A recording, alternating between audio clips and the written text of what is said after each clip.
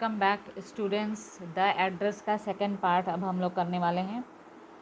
पहले पार्ट में हम लोगों ने देखा कि जब ये मिसेस जॉलिंग के पास गई थी जो डॉटर है, तो फिर मिसेस जॉलिंग ने पहचानने से इनकार कर दिया। बाद में उन्होंने रिकग्नाइज़ किया, पर उन्होंने निगलेक्ट कर दिया कि मेरे पास अभी टाइम नहीं है, मैं तुमसे बात नहीं कर सकती। और हाउस नंबर था नंबर 46 मार्कोनी स्ट्रीट में। और बाकी इसको पुरानी यादें जो थी वो धीरे धीरे वापस आ रही थी कि कैसे मिसेस डॉलिंग इन लोगों का कीमती सामान स्टोर करके अपने पास रखती रहती थी, क्योंकि इनकी मम्मी नहीं चाहती थी कि युद्ध के दौरान हमारी चीज़ें जो है वो उनको नुकसान पहुँचे। तो अब देखते हैं आगे। After my first visit in vain to Mrs Dolling's house, I decided to try a second time. अब पहली बार तो मुलाकात हो नहीं पाई ठीक ढंग से, तो उसने सोचा कि चलो दूसरी बार मिल लेते हैं। Now a girl of about 15 opened the door to me. I asked her if her mother was at home. No, she said, my mother's doing an errand. No matter, I said, I'll wait for her. तो जब ये गई उनके घर और इसने door bell बजाई, तो एक 15 साल की लड़की ने दरवाज़ा खोला। तो इसने पूछा, क्या तुम्हारी मम्मी घर पे हैं? तो उसने कहा कि नहीं, वो किसी ज़रूरी काम में लगी हुई हैं। तो इसने कहा कोई बात नहीं, मैं इंतज़ार कर लूँगी। I followed the girl along the passage. An old-fashioned iron Hanukkah candle holder hung next to a mirror. We never used it because it was much more cumbersome than a single candlestick. ये लड़की के पीछे पीछे गई passage से होते हुए, और तब इसने देखा कि वो पुराने ज़माने का आयरन कैंडल होल्डर इतना बड़ा था जो मिरर के पास टंगा हुआ था, और इन्होंने कभी भी उसको इस्तेमाल नहीं किया क्योंकि काफ़ी भारी था उसको उठाना। Won't you sit down? asked the girl. She held open the door of the living room and I went past her. लड़की ने कहा, आप बैठना चाहेंगी? और उसके लिए लिविंग रूम का दरवाज़ा खोला। I stopped horrified. I was in a room I knew and did not know. I found myself in the midst of the things I wanted to see again, but which oppressed me in the strange atmosphere. तो जब ये living room में गई उस लड़की के पीछे, तो ये काफ़ी ज़्यादा हैरान हो गई, क्योंकि ये अपने आप को उस रूम में इन्होंने पाया जहाँ पर इसकी सारी चीज़ें थी जो जिनकी तलाश में ये आई थी, उनको ढूंढना चाहती थी, उनको देखना चाहती थी, लेकिन एक अजीब से माहौल में थी वो चीज़ें रखी हुई। और because of the tasteless way everything was arranged, या तो फिर इसलिए उसको मज़ा नहीं आ रहा था उन चीज़ों को देखने में, क्योंकि वो काफ़ी ख़राब तरीके से अरेंज करके रखी गई थी वो चीज़ें। Because of the ugly furniture or the muggy smell that hung there. I don't know, but I scarcely dared to look around me. या तो एक कारण था कि गंदे तरीके से फर्नीचर रखा हुआ था और गंदी सी स्मेल आ रही थी, इसकी वजह से इसका इंटरेस्ट ही नहीं था कि वो अपनी चीज़ों को गौर से देखे, इसने निगलेक्ट करने की कोशिश की। The girl moved a chair. I sat down and stared at the woolen tablecloth. I rubbed it. My fingers grew warm from rubbing. I followed the lines of the pattern. Somewhere on the edge there should be a burn mark that had never been repaired. लड़की ने जब इशारा किया आप बैठिए, तो ये बैठी, और वहाँ पर एक वुलन टेबल क्लॉथ था जिसको इसने रब किया अपने हाथों से, तो गर्माश आई, और फिर इसने उस टेबल क्लॉथ पे ढूंढने की कोशिश की एक जला हुआ निशान जो कभी किसी ने रिपेयर नहीं कराया होगा। My mother will be back soon, said the girl. I have already made tea for her. Will you have a cup? Thank you. लड़की ने कहा मेरी मम्मी जल्दी ही वापस आ जाएंगी, मैंने उनके लिए चाय बना रखी है, आपको दूँ? तो इसने थैंक यू कहा। I looked up the girl put cups ready on the tea table. She had a broad bag just like her mother. शी poured tea from a white pot. All it had was a gold border on the lid. I remembered she opened a box and took some spoons out. इसने देखा कि girl ने क्या किया, लड़की ने cups रखे टी टेबल पे और चाय डाली। उस लड़की की भी चौड़ी बैक थी जैसे उसकी मम्मी की थी। उसने चाय डाली एक वाइट पॉट के ज़रिए, और उस पॉट के ढक्कन पे भी एक गोल्डन बॉर्डर था।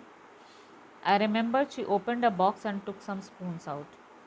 फिर इसने देखा कि लड़की ने एक बॉक्स खोला और उसमें से कुछ चम्मच निकाले.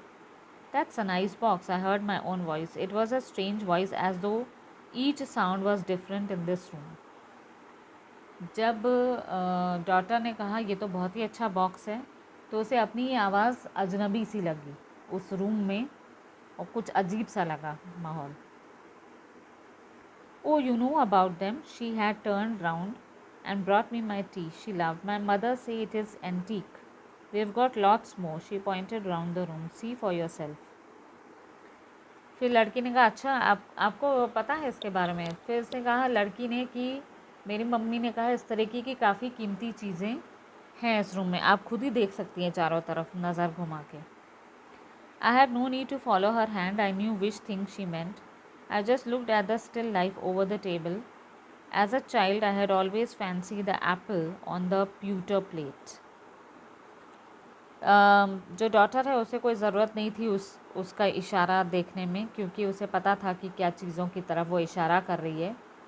लेकिन वो सिर्फ उस टेबल पे ही उसकी निगाहें टिकी हुई थी डॉटर की, और वो हमेशा से उसकी इच्छा होती थी कि वो प्यूटर प्लेट के ऊपर एप्पल काट के रख के खाए। We use it for everything, she said. Once we even ate off the plates hanging there on the wall. I wanted to so much, but it wasn't anything special. उसने कहा कि लड़की ने कहा हम लोग ये प्यूटर प्लेट्स हर purpose के लिए इस्तेमाल करते हैं, और हम लोगों ने एक बार तो इन प्लेट्स को ही खा लिया था जो कि वॉल पे टंगे हुए थे, और मैं तो बहुत चाहती थी कि मैं बहुत इस तरीके की प्लेट्स पे खाऊं, लेकिन कुछ भी स्पेशल नहीं है इन प्लेट्स पे। I had found the burn mark on the tablecloth. The girl looked questioningly at me. Yes, I said. You get so used to touching all those lovely things in the house, you hardly look at them anymore. फिर इसको जो daughter थी उसने देख ही लिया था कि table cloth पे जो जला हुआ निशान वो ढूंढना चाहती थी वो मिल गया था। फिर लड़की ने हैरानी से इस मेन ऑथर को देखा जो डॉटर थी, तो इसने कहा हाँ मैं जानती हूँ, वैसे भी आप इधर उधर का जब आप चीज़ों की आदी हो जाती हैं टच करने के, तो आपको उतना इंटरेस्ट नहीं होता है। You only notice when something is missing because it has to be repaired or because you have lent it, for example. फिर डॉटर ने और भी एग्जैजरेट करते हुए कहा आप सिर्फ आपका ध्यान तभी जाता है जब कोई चीज़ गायब हो जाती है, या फिर आपने किसी को उधार में दे रखी थी चीज़ और फिर आप उसे वापस लेने की सोच रहे हैं। Again I heard the unnatural sound of my voice. लेकिन ऑथर को अपनी जो आवाज़ है बिल्कुल अजीब सी लग रही थी। And I went on, I remember my mother once asked me if I would help her polish the silver. It was a very long time ago, and I was probably bored that day, or perhaps I had to stay at home because I was ill. As she had never asked me before, I asked her which silver she meant, and she replied, surprised, that it was the spoons, forks, and knives, of course. And that was a strange thing. I didn't know the cutlery we ate of every day was silver. फिर daughter ने कहा कि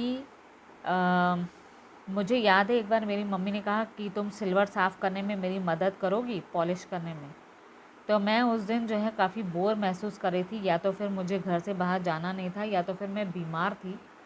तो मैंने अपनी mummy से कहा कि कौन से सिल्वर की आप बात कर रही हैं। तब मेरी मम्मी ने सरप्राइज़ होकर कहा कि तुम्हें यही नहीं पता कि हमारे जो फोक्स, नाइव्स, स्पून से वो सारे सिल्वर के बने हुए हैं, उन्हीं को साफ़ करने के लिए, पॉलिश करने के लिए कह रही हैं। तब मुझे पहली बार पता चला था कि हमारे जो चम्मच और नाइव्स हैं वो सिल्वर के बने हैं। The girl laughed again. तो लड़की ने एक किस्सा सुना और हंसने लगी। I bet you don't know it is either. I looked intently at her. What we eat with? She asked. Well, do you know? She hesitated. She walked to the sideboard and wanted to open a drawer. I look, it is in here. तो author ने पूछा, मतलब daughter ने, कि शायद तुम्हें भी नहीं पता होगा, लड़की से पूछा कि शायद तुम्हें भी नहीं पता होगा कि जिन चम्मचों वगैरह से तुम खाते हो वो भी इसी तरीके से बने हों। तो लड़की ने कहा जिससे हम खाते हैं वो। तो डॉटर ने पूछा हाँ क्या तुम्हें पता है। लड़की थोड़ा हिचकिचाई, उसने कहा मुझे जाके देखना होगा। वो ड्रॉवर की तरफ गई उसे खोलने के लिए, ताकि वो देख सके कि वाकई में क्या इनके भी चम्मच और नाइव्स और फॉक्स जो है वो सिल्वर के बने हैं। आई jumped up, I was forgetting the time, I must catch my train. तुरंत ही जो ऑथर है वो उठी, जो डॉटर वो उठी, उसने कहा मैं भूल गई हूँ, अभी मुझे कैच करनी है ट्रेन, मैं जा रही हूँ। She had her hand on the drawer, don't you want to wait for my mother. तो लड़की ड्रॉवर को टच की हुई थी और पूछने लगी क्या आप मेरी मम्मी का इंतज़ार नहीं करेंगी। No I must go, I walk to the door, the girl pulled the drawer open, I can find my own way. Daughter ने कहा कि देखो नहीं, मुझे नहीं चाहिए, मुझे मिलना नहीं है। तो फिर कहने लगी मैं खुद ही अपना रास्ता ढूंढ लूँगी। और जो गर्ल है उसने ड्रॉवर खोला। As I walk down the passage I heard the jingling of spoons and forks. तो जब ये नीचे सीढ़ियों से उतर रही थी जो डॉटर है, तो उसने देखा कि वो जो उसको सुनाई दे रहा था कि छोटी लड़की ने स्पून्स और फॉक्स खोल लिए और उनकी आवाज़ें आ रही थी। At the corner of the road, I looked up the nameplate, Marconi Street, it is said. It had been at number 46. The address was correct, but I know I didn't want to remember it anymore. जब वो सड़क के किनारे आ गई, जो daughter है, उसे फिर से एड्रेस को ध्यान से देखा और देखा मार्कोनी स्ट्रीट, हाउस नंबर 45। और फिर उसने ये सोचा अब मुझे इस एड्रेस को याद ही नहीं करना है। I wouldn't go back there because the objects that are linked in your memory with the familiar life of former times instantly lose their value when severed from them. You see them again in strange surroundings, and what should I have done with them? In a small rented house where the shreds of blackout paper still hung along the windows and no more than a handful of cutlery fitted in the narrow table drawer.